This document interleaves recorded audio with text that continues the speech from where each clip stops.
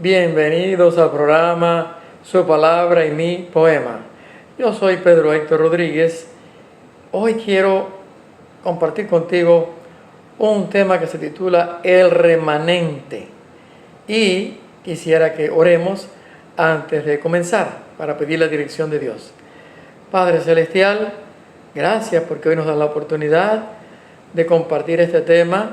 Gracias porque tu palabra va a ayudarnos y el Espíritu Santo es el que ha de guiar esa palabra hacia nosotros para que nosotros podamos entenderla y ponerla en práctica. Gracias, Padre, gracias. Ayúdanos a poner la atención necesaria. Lo pedimos en el nombre de Jesús. Amén. El remanente es nuestra presentación número 106. La palabra remanente significa lo que queda, el resto. El remanente es lo que ya va quedando después de quitar algo. El remanente. Vamos a ver que para el pueblo de Dios, para los seres humanos en este mundo, siempre Dios tiene un remanente entre los seres humanos de este mundo y aún entre el pueblo de Dios, entre su pueblo profeso. Dios tiene un remanente fiel y siempre tuvo un remanente en todas las épocas de la historia. El mundo no estuvo en ningún momento sin un remanente que fuera fiel a Dios. Así que habiendo definido lo que significa remanente, lo que queda, vamos ahora a ver el remanente en los tiempos del diluvio. Génesis capítulo 6, versículos 5 al 8. Vio Jehová que la maldad de los hombres era mucha en la tierra y que todo designio de los pensamientos de su corazón solo era de continuo el mal. Y se arrepintió Jehová de haber hecho el hombre en la tierra, y le dolió en su corazón. Por eso dijo Jehová: borraré de la faz de la tierra a los hombres que he creado, desde el hombre hasta la bestia y hasta el reptil y las aves del cielo, pues me arrepiento de haberlos hecho. Esta situación estaba muy difícil. Dios no encontraba que los seres humanos hubiesen seguido su propósito y dice: me arrepiento de haberlos hecho. Sus pensamientos eran de continuo al mal. Ahora el versículo 8 nos da una esperanza, pero dice: pero Noé halló gracia ante los ojos de Jehová. No dice que Noé era intachable, no dice que Noé era un ser inmaculado. Todos los seres humanos que hemos nacido en este mundo somos pecadores, pero dice el versículo 8, como ya lo leí: pero Noé halló gracia ante los ojos de Jehová. Dios extiende su gracia a aquellas personas, bueno, la extiende a todos, pero especialmente a aquellas personas a quienes ve propensas, a quienes ve con la tendencia a aceptar su gracia, porque Dios conoce los corazones. Así que Noé y su familia fueron al remanente, porque si uno sigue leyendo, y hoy no voy a ocupar el tiempo en esto, se va a dar cuenta que Dios le mandó a Noé a hacer una arca y le dio las dimensiones y le dijo: entra tú y tu casa en el arca. Y efectivamente, cuando ya Noé terminó el arca, tenía 3 hijos casados, así que 8 personas, Noé y su esposa, sus 3 hijos y sus esposas entraron en el arca. Un total de 8 personas. Ese fue el remanente en ese momento. Ahora, hay otro momento crítico en la historia bíblica, y es los tiempos de Sodoma y Gomorra, cuando otra vez la maldad que había sido universal en el tiempo antes del diluvio, y cuando digo la maldad universal no me estoy refiriendo al pecado, el pecado era universal, pero estoy refiriendo a esa maldad extrema en que ya la gente se fue del alcance de la gracia de Dios. Y entonces, en ese tiempo, ya no es universal, pero está concentrada en 2 ciudades pecadoras, en 2 ciudades llenas de maldad. El remanente en los tiempos de Sodoma y Gomorra. Génesis 18, voy a empezar a leer el versículo 20, y dice: por cuanto el clamor, entonces Jehová le dijo a Abraham, si uno ve el contexto: por cuanto el clamor contra Sodoma y Gomorra aumenta más y más, y su pecado se ha agravado en extremo, descenderé ahora y veré si han consumado su obra, según el clamor que ha llegado hasta mí, y si no, lo sabré. Voy a comprobar si efectivamente su obra de llegar al extremo en que ya el pecado se los comió y ya no tienen, fueron más allá de mi alcance. Voy a ver si ya consumaron eso. Por lo tanto, voy a mirar. Bueno, se apartaron de allí los varones, eran 2, 3 ángeles en forma de seres humanos. Se apartaron de allí los varones y fueron hacia Sodoma, pero Abraham permaneció delante de Jehová. Se acercó a Abraham y le dijo, ahora uno de los ángeles es Dios, que ha tomado la forma humana, no la naturaleza humana, eso después cuando Cristo vino, pero la forma humana. Así que Dios está allí como un ángel delante de Abraham y los otros 2 ángeles siguen hacia Sodoma. Ahora se acercó a Abraham y le dijo, ¿destruirás también al justo con el impío? Quizá haya 50 justos dentro de la ciudad. ¿Destruirás y no perdonarás aquel lugar por amor a los 50 justos que estén dentro de él? Lejos de ti es el hacerlo, que hagas morir al justo con el impío y que el justo sea tratado como el impío. Nunca tal hagas. El juez de toda la tierra no ha de hacer lo que es justo. Allí está Abraham dialogando con Dios y tratando de decirle, mira Dios, tú no eres así. Tú no vas a destruir al justo con el impío. Él está razonando con Dios y tratando de influir en lo que Dios va a hacer, pero no con otro argumento, sino con el argumento del carácter justo y amoroso de Dios. Entonces respondió Jehová, si encuentro en Sodoma 50 justos dentro de la ciudad, perdonaré a todo ese lugar por amor a ellos. Oh, no se equivocaba Abraham. Dios era misericordioso. Y él dijo, voy a perdonar el lugar por amor a esos 50. Saben ustedes que hay muchos lugares en este mundo, podríamos decir todos, pero quizás en algunos donde la maldad es más sobresaliente que en otros, donde la mayoría de la gente son impíos, y allí hay unos pocos hijos de Dios, y esos pocos hijos de Dios son la razón para que Dios no destruya ese lugar. Así que, por eso Jesús dijo, vosotros sois la sal de la tierra, porque la sal preserva aquello con lo que se mezcla. Bueno, vamos a leer, a saltar al versículo 32, y dice, volvió Abraham a decir, no se enojará mi Señor, solo hablaré otra vez, quizás se encuentren allí 10. Porque de 50, Abraham había bajado a 45. Dios le dijo, si hay 45 justos, no la destruiré. Había bajado entonces a 40. Dios le dijo, si hay 40 justos, no la destruiré. Había bajado hasta 30, hasta 20 y finalmente hasta 10. No se enojará mi Señor, solo hablaré esta vez, quizás se encuentren allí 10. No la destruiré. Respondió Jehová por amor a los 10. Luego que acabó de hablar a Abraham, Jehová se fue y Abraham volvió a su lugar. Ahora el capítulo 19 da cuenta de cómo los ángeles llegaron a Sodoma y cómo antes que fuese destruida la ciudad lograron sacar de allí a Lot con parte de su familia. No voy a entrar en detalles de la historia. Ya sabemos que allí se reveló la maldad de aquellos seres con la visita de los ángeles. Dice aquí, dice el versículo 19, estoy resumiéndolo, si uno sigue leyendo se da cuenta de que al final solamente Lot fue salvado de los pecados de Sodoma. Salió con él, la esposa y 2 hijas.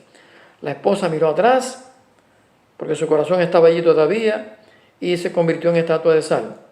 Sus 2 hijas con Lot siguieron adelante y sin embargo ya vemos que después ellas hicieron algo muy perverso.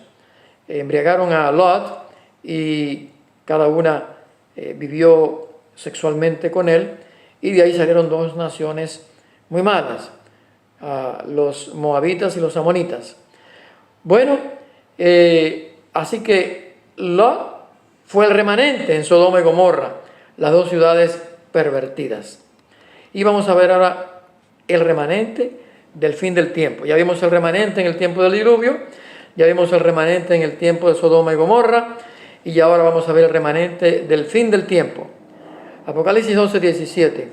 Entonces el dragón se llenó de ira contra la mujer y se fue a hacer guerra contra el resto de la descendencia de ella, es decir, contra el remanente, el resto de la descendencia de ella, contra los que guardan los mandamientos de Dios y tienen el testimonio de Jesucristo.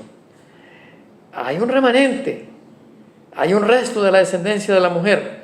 Recuerda, la mujer es la iglesia, y también la mujer es al principio la mujer, Eva, pero luego se toma a la mujer para simbolizar a la iglesia, pero la iglesia está formada de descendientes también de la mujer, seres humanos.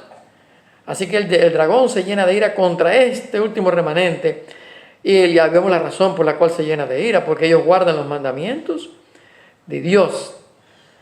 El diablo se rebeló en el cielo contra Dios, alegando que no se podía guardar los mandamientos de Dios.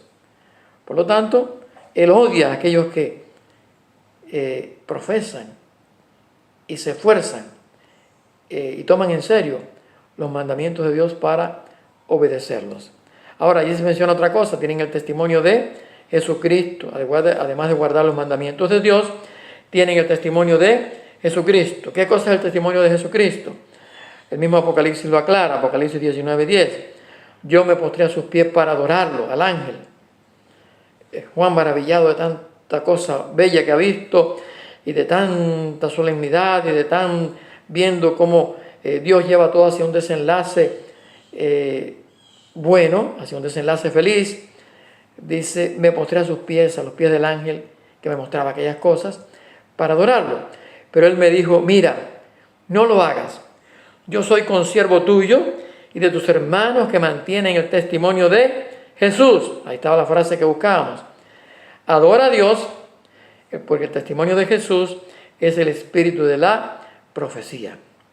En otras palabras, el testimonio de Jesús es el resto de la revelación de Dios. No solamente los mandamientos de Dios, que deben ser guardados, sino todo el testimonio profético, todo el espíritu de la profecía, todo lo que Dios a través de la profecía nos ha revelado. Esa es la aplicación primaria y bíblica, y no es de extrañarse que ese espíritu de profecía hayan sido profetas en la antigüedad y profetas también en tiempos modernos, porque Primera de Corintios 1:7 dice que nada nos falta o ningún don nos falta a aquellos que esperamos el regreso de Cristo. En otras palabras, así como la iglesia tiene evangelistas, tiene pastores, tiene maestros, tiene personas que hacen milagros, tiene personas que tienen el don de la oración, de la fe, también es lógico que haya por ahí algún profeta. Pero en general, lo que está diciendo allí es muy sencillo, y es que el remanente guarda los mandamientos de Dios y tiene el testimonio de Jesucristo. En otras palabras, hace caso, vive estudiando ese testimonio de Jesucristo, que es el testimonio, que es el espíritu de la profecía, que es la profecía en sí misma. Entonces Apocalipsis 14:12 también dice: aquí está la perseverancia de los santos, los que guardan los mandamientos de Dios y la fe de Jesús.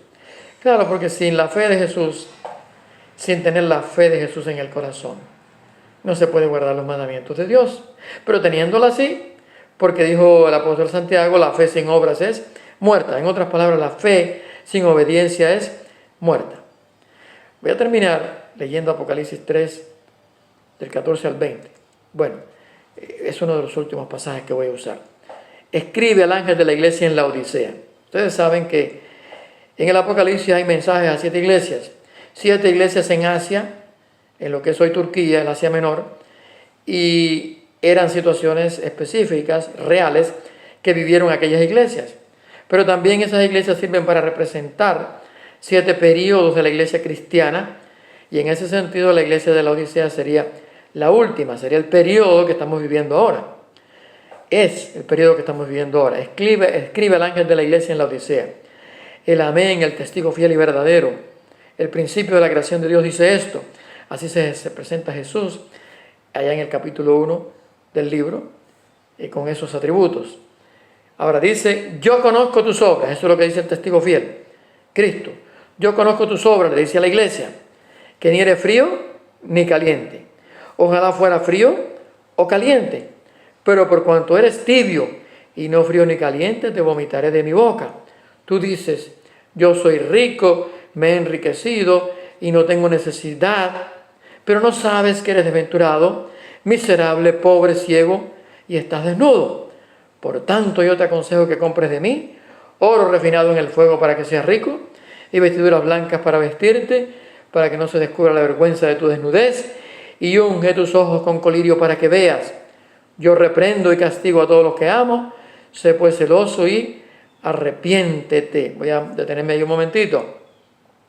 Así que Dios le está diciendo allí, Jesús, el testigo fiel, que también es Dios junto con el Padre, le está diciendo a la iglesia de la Odisea, a la iglesia en la cual tú y yo estamos, o estaremos en algún momento si no estamos todavía, y aceptamos a Cristo. Entonces, Él le dice, tú crees que eres rico y que no tienes necesidad de nada, y no sabes que eres miserable, pobre, ciego y desnudo. No eres frío ni caliente, eres tibio. En otras palabras, no te has entregado por completo. Por lo tanto, te voy a vomitar de mi boca. Pero ahí tengo una exhortación para ti. No te quiero dejarte así con una sentencia inapelable. No, esto no es una sentencia. Esto es una advertencia, porque tu condición es esa. Estás desnudo, estás pobre, estás ciego, miserable. Entonces, ahora necesitas, ¿qué cosa? Comprar. Dice que te aconsejo que de mí compres oro refinado en el fuego para que seas rico. En otras palabras, un carácter de amor. Compra eso de Dios. Búscalo de Dios. Bueno, ¿por qué dice comprar? Porque indudablemente el ser humano le toca una parte que hacer, y es tomar conciencia de esto y cooperar con Dios en este plan. No es asunto de sentarse y decir, bueno, aquí sentado, me voy a pasar el día sentado, en cuarentena. Algunos están aprovechando la cuarentena para no hacer nada, pero me voy a pasar el día aquí sentado y no voy a hacer nada. No, dice la Biblia en otro pasaje, ocupados en vuestra salvación con temor y temblor, porque Dios es el que produce en vosotros tanto el querer como el hacer por su buena voluntad. En otras palabras, siento que Dios te ha extendido la gracia como se le extendió a Noé, como se le extendió a Lot, como se le está extendiendo a la iglesia de la Odisea, a ti y a mí. Entonces, vamos a ocuparnos, vamos a trabajar en ello. No para ganar la salvación, porque la salvación la ganó Cristo, sino sencillamente para cooperar con Dios en su plan, porque Él no va a hacer nada contrario a nuestra voluntad. Así que te aconsejo que de mí compres oro refinado en el fuego para que sea rico ese carácter hermoso que puedes desarrollar cooperando con Dios, y vestiduras blancas para vestirte. En otras palabras, para que crezcas en santidad. Mientras tanto, confía por la fe en que Cristo te pone su propia vestidura y deja que Él vaya impartiéndote esa justicia. Dice también, y unge tus ojos con colirio para que veas. En otras palabras, deja que el Espíritu Santo te abra el entendimiento para que tú puedas ver lo que eres y lo que puedes llegar a ser. Yo reprendo y castigo a todos los que amo. Sé pues celoso y arrepiéntete. Arrepiéntete, hay que arrepentirse de ser tibio. Hay que arrepentirse de no haber alcanzado lo que Dios quiere para nosotros. Todos los días tenemos que ver la nueva meta que Dios nos tiene para este día, y debemos de dejar de considerarnos que ya estamos listos, sino que cada día hay que estar preparado, listo, pero al día siguiente hay que seguir alistándose, hay que seguir creciendo. Dice, he aquí yo estoy a la puerta y llamo. Versículo 20.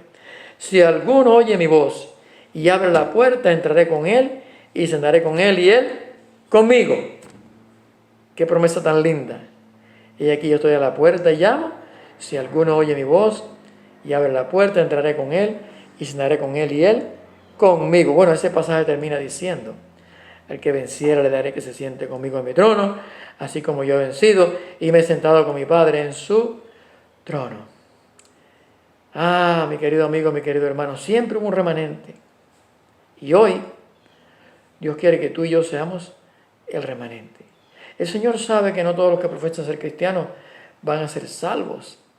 La Biblia habla de trigo y cizaña. A mí no me corresponde decir quién es la cizaña.